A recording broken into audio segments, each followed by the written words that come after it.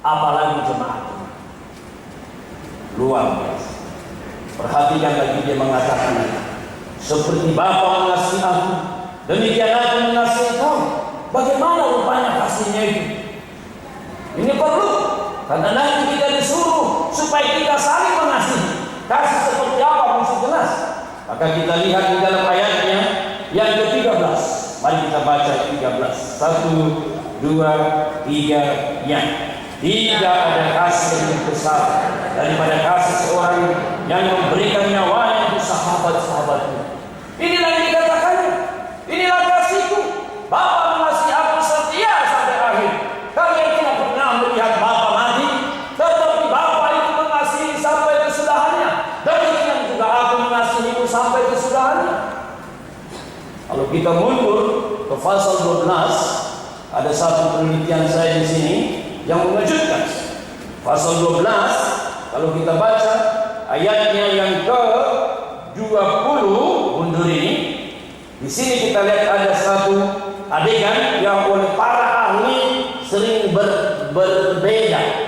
Di antara mereka yang berangkat untuk beribadah pada hari raya itu terdapat beberapa orang Yunani bukan Yahudi.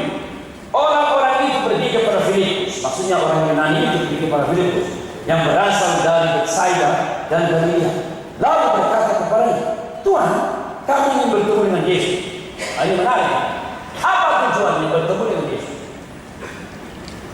Banyak spekulasi, pemikiran.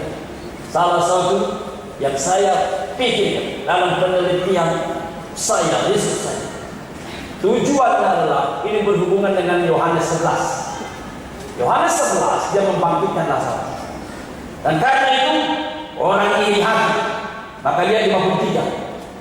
Yohanes 11:53. Mulai dari hari itu mereka sepakat untuk membunuh Yesus. Dia mau dibunuh, mau dihabisi. Nah, orang Yunani yang cinta hikmah, filosofia, filsafat, ya. Filosofia, filo itu cinta, sofia itu hikmah. Jadi filosofia, filosofi, filsafat berarti sangat cinta hikmah, wisdom. Mereka mendengar Yesus guru hikmat mau dibunuh. Baik, kirim utusan, bawa dia ke diaspora. Kita jadikan dia guru besar. Kita jadikan dia guest lecturer. Oh, jadi dosen tamu, saudara, dalam banyak hal itu menikmat. Saya pernah diundang dosen tamu di beberapa tempat. Kemudian Lutheran World di Asia mengundang saya untuk menjadi dosen tamu di satu tempat yang dinaungi oleh Lutheran World Asia. Dia berkata kami, we need biblical theologian in New Testament. Setelah riset beberapa nama, we can share their name. Can you please you answer our request. Kami menempatkan Anda di sini, gaji sekian disebut selama 3 tahun. Jikalau ambil, kami sangat senang. Jikalau tidak, tolong juga dijawab. Setelah banyak berdoa, saya dan istri mengatakan, tidak, beban kita bukan di tempat yang nikmat, beban kita kembali ke Indonesia. Wah, ini Tuhan Yesus dibawa ke guru hikmah, dosen agung luar biasa. Tapi lihat ini, apa kata Tuhan Yesus? Filipus pergi memberitahukan kepada Andreas, rupanya dia kurang nyanyi bicara sendiri. Maka Filipus pergi memberitahukan kepada Andreas, dan Andreas dan Filipus menyampaikan kepada Yesus, datang kepada Yesus dua-duanya. Apa yang dikatakan? Kita tidak tahu. Tapi dugaan saya dari jawabannya tadi, itulah yang saya maksud tadi, saya spekulasikan di depan. Mari kita baca dulu 3, 1, 2 ya. Tetapi Yesus menjawab mereka katanya, telah tiba saatnya anak manusia dimuliakan. Apa artinya dimuliakan? Ini keunikan Injil Yohanes. Belum mulia, dosa ini dalam Injil Yohanes. Bukan pahebat-hebat, bukan seluruh orang sujud kepadanya, bukan seluruh orang melayani, tetapi mulia dalam Injil Yohanes adalah ketika dia melayani semua orang sampai mati di kayu salib. Ini terbalik sekali dengan konsep perjanjian lama. Kita lihat sekarang di dalam ayatnya yang ke-24. Di sini saya yakin maka apa yang terjadi itu adalah sedang mau ditawarin keluar dari Yahudi. Mari kita baca 24:1. Aku berkata kepadamu, sesungguhnya jikalau biji gandum tidak jatuh ke dalam tanah dan mati, ia tetap satu biji saja. Tetapi ketika ia mati, ia akan menghasilkan banyak buah. Tema mati muncul. Maka kemudian Yesus berkata, barang siapa mencintai nyawanya, ia akan kehilangan nyawanya. Tetapi barang siapa tidak mencintai nyawanya di dunia ini, ia akan memeliharanya untuk hidup yang kekal. Dia bicara kehilangan nyawa. Dan itu yang sedang dilakukan oleh Yesus. Dan kalau kita baca terus ke bawah, seperti kelihatan dia itu, apakah saya mau keluar dari rencana pembunuhan? Lihat di bawah. Sekarang jiwaku terharu, ayat 7. Apakah yang akan dikatakan? Bapa, selamatkanlah aku dari saat ini, jangan aku dianiaya. Dia berkata, bukan itu. Sekali lagi, Yesus secara sadar, penuh kesadaran, siap mati, menaiki bukit Golgota. Itulah kasih luar biasa.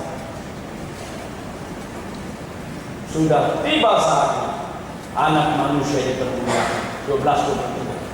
Maksudnya sudah tiba saatnya, bukan kabur menikmati dosen tamu di Yunani, bukan. Saya siap pergi ke Yerusalem, mati untuk umatku.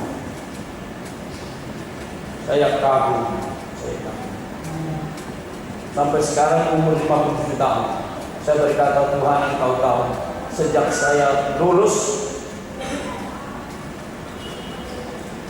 ambisi saya cuma satu, membuat hatimu senang. Tidak ada yang lain. Saya tahu di sana sini ada kelemahan dan kekurangan. Pegang teguh tangan saya sampai akhir. Tapi meskipun berkata begitu, saya merasa dalam banyak hal saya kekurangan, tidak sempurna. Doakan Tuhan kita secara sempurna mau melaksanakan kehendak Bapa. Kita kembali ke pasal 15. Tidak ada kasih yang besar daripada kasih seorang memberikan nyawanya untuk sahabatnya. Kasih itu apa? Bukan cuma diomongkan. Kasih itu apa? Bukan cuma dinyanyikan. Kasih itu apa? Dipraktekkan. Kasih harus konkret. Itulah kasih. Bukan hanya kasih konkret. Kasihnya tidak hitung-hitungan. Dan hitung-hitungan. Dia sudah datang, dia sudah bikin mujizat. Mulanya Yohanes 2 sudah ada mujizat, air berubah jadi anggur. Nanti Yohanes pasal 4 perempuan Samaria, mujizat lagi. Nanti Yohanes pasal 5 orang yang penyakit 38 tahun, mujizat lagi. Nanti pasal 6 Yesus berjalan di atas air, mujizat lagi. Lalu pun dikenyangkan ribuan orang, hanya 5 roti 2 ikan, kenyang itu. Mujizat, mujizat, mujizat. But that is not enough. Das ist nicht genug, kata orang Jerman. Belum cukup. Dan saya, dia masih harus naik ke bukit Golgota. Makanya saya dari semua lagu-lagu kasih yang saya paling suka adalah lagu dari buku ini. Ngalau biru birui pamosarat karusa nina sahajomai iserek rohani. Waduh, waktu saya nyanyikan sering kali nggak bisa tahan. Air yang hoki. Maka lalu jawabannya adalah apa? Oh Yesusku, Tuhan Roma sopa rohaku au nabi norgatu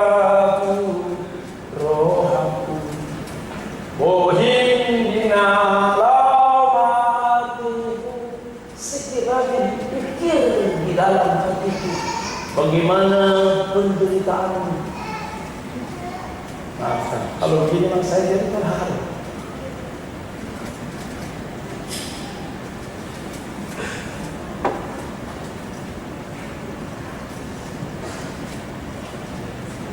Kita baca ayat ini ke berapa belas tadi, kita baca sekali. Ayat yang ke-13, 1, 2 yang tidak ada kasih. Ada kasih.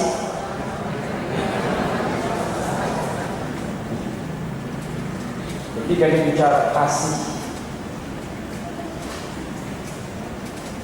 kita menyaksikan setiap tindakan yang sama.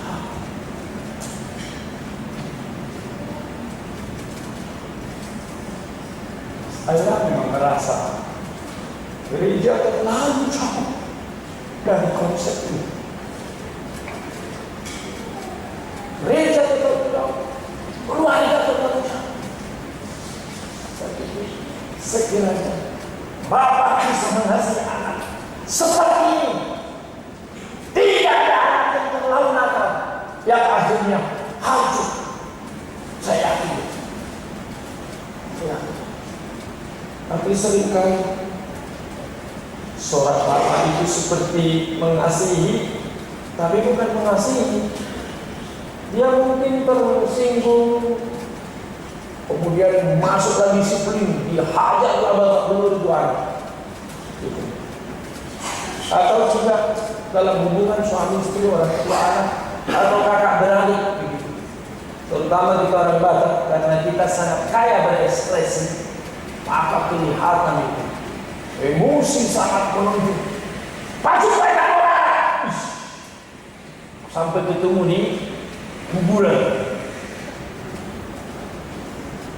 Saya seringkali hatinya hancur kalau mencoba ingin menyatukan orang tua terhadap anaknya. Ini saya lagi berdoa sama orang tua ini. Mina, anda mulai bau tanah, sudah mulai mau tahu, mau terus berkeras begitu sama anak dan parmen.